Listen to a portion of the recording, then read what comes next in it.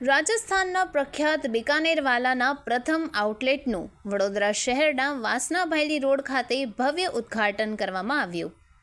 બિકાનેરવાલાનું ફરસાણ અને મીઠાઈ વર્ષ 1905માં શરૂ કરવામાં આવ્યું હતું. બિકાનેરનું પ્રખ્યાત મીઠાઈ ફરસાણ ચટપટું નમકીન સાથે ખાણીપીણીની વિવિધ વસ્તુઓનું વેચાણ કરતા આજે દેશ વિદેશની સાથે ભારતભરમાં 225થી વધુ આઉટલેટની સાથે ગુજરાતમાં 3 આઉટલેટની સાથે વડોદરામાં આજે વાસનાભાયલી ખાતે બિકાનેરના આઉટલેટનો ભવ્ય શુભારંભ કરવામાં આવ્યો. સ્વાદના રસિકો માટે બિકાનેરની મીઠાઈ, ફરસાણ, ચટપટા નમકીન, chaat, bhel, panipuri, kachori, cake, snacks, sweet, milkshake, South Indian thali, chole bhature સાથે ડ્રાયફ્રૂટના ભવ્ય આઉટલેટનો શુભારંભ કરવામાં આવ્યો છે. 120 વર્ષમાં વિવિધ સ્વાદના રસિકોના દિલોમાં રાજ કરતા એવા બિકાનેરનું ફરસાણ એટલે હાઇજેનિકનું ધ્યાન રાખવામાં આવી રહ્યું છે.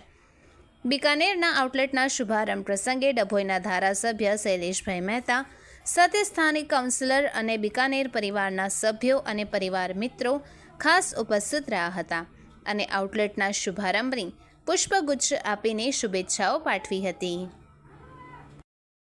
बात कहता हूँ बीकानेर वाला ग्रुप आज की तारीख में 260 दुकानें हैं आपके आशीर्वाद से, जो कि वेजिटेरियन फूड का सबसे बड़ा आउटलेट कहलाते हैं पूरे ऑल ओवर वर्ल्ड में.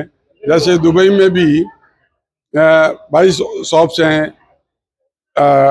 यूएसए में 11 हैं और अपने न्यूजीलैंड में हैं और अपना कनाडा में हैं. सब जगह आज हमने अपना जो फूड है राजस्थानी और इंडियन फूड का हमने काफ़ी अच्छा प्रचार प्रसार किया है. ये हाइजीनिक टोटली, और हमने आज की से पहले जब इंडियन फूड को कोई पहचानते नहीं थे तो हमने पेप्सी ग्रुप के साथ वर्ल्ड वाइज ये किया, लेयर नमकीन के साथ, और उसका पूरे वर्ल्ड में एक बहुत बड़ा इफेक्ट किया.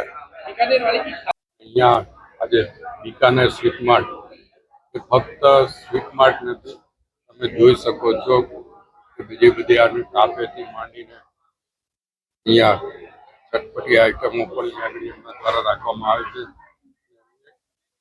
ગ્લોબલી બ્રાન્ડ છે, યુએઈમાં પણ છે, યુએસએમાં પણ છે, સિંગાપુરમાં પણ એમની બીકાનેરની બ્રાન્ડ છે. ત્યારે આ વિસ્તારમાં જે આવ્યા છે તેમને અભિનંદન પણ આપવા પડે, આભાર પણ માનવો પડે અને શુભેચ્છાઓ પણ આપું છું. અને આ વિસ્તારના લોકોને વિનંતી કરું છું એકવાર બીકાનેરમાં આવી જુએ અને ખરીદી કરે, કારણ કે ક્વોલિટીમાં કોઈ કોમ્પ્રોમાઇઝ કરવામાં આવતું નથી. ક્વોલિટી અને ક્વોન્ટિટી બંનેની રીતે એમનું એક અલગ નામ છે.